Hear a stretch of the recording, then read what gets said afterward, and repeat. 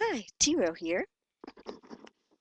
Well, this is a video response to my friend Alyssa, and she just read Galatians chapter 5, and I'm going to follow up with that and read part of Galatians chapter 6.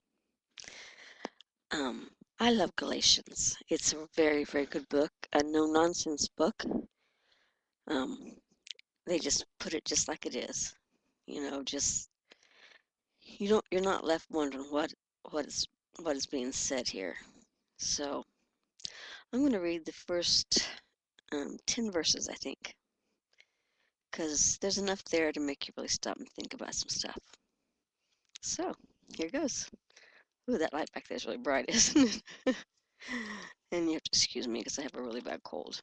So here we go.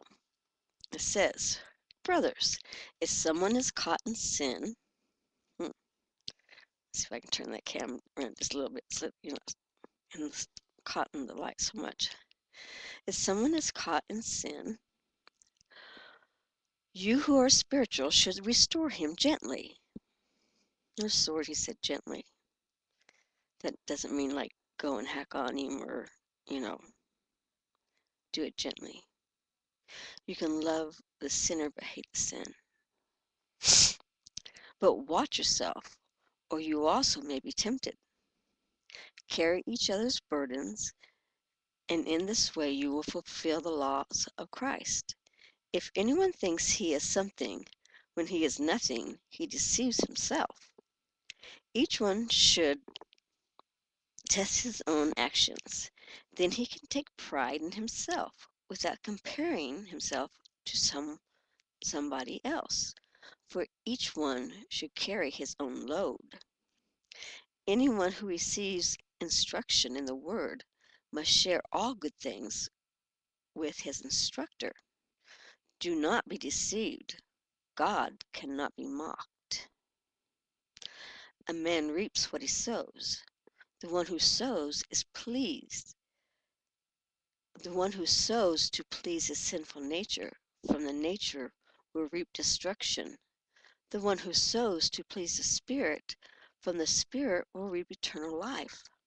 Let us not become weary in doing good, for at the proper time we will reap a harvest if we do not give up. Therefore, as we have opportunity, let us do good to all people, especially to those who belong to the family of believers. I think what I love about this part of Galatians is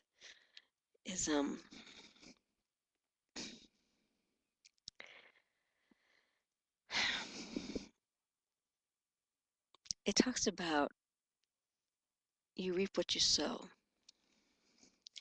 And I have to tell you, I have reaped what I've sowed before. And I think we all do. I think we all make big mistakes in our lifetime.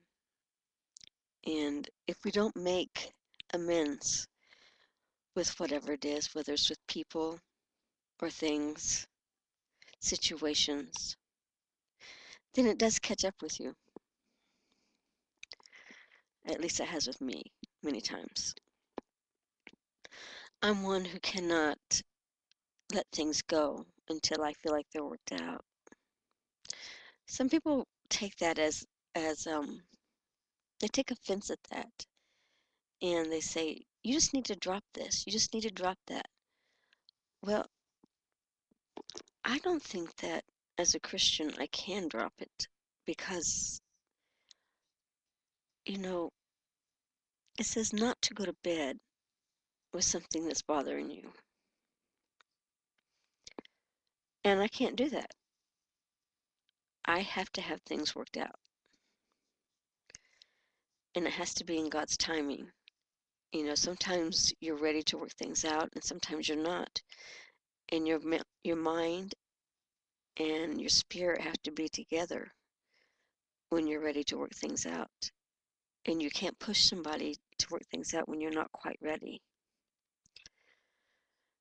But when you feel like in your spirit that God has worked with you and you're ready to work those things out, then you know you have to go to those people or those things or those situations and then work things out. So I think that's what they mean. You reap what you sow. And I've seen that in my own family. Not my personal family, but in my family, that I was born into. I've seen it through the generations, you know, um, the sin and things like that. And that's where we reap what we sow. And if we don't deal with those things and try to mend those bridges, then that's what happens. We reap what we sow. So I'm going to leave it back to you, Alyssa, to finish that passage. Take care. Over and out.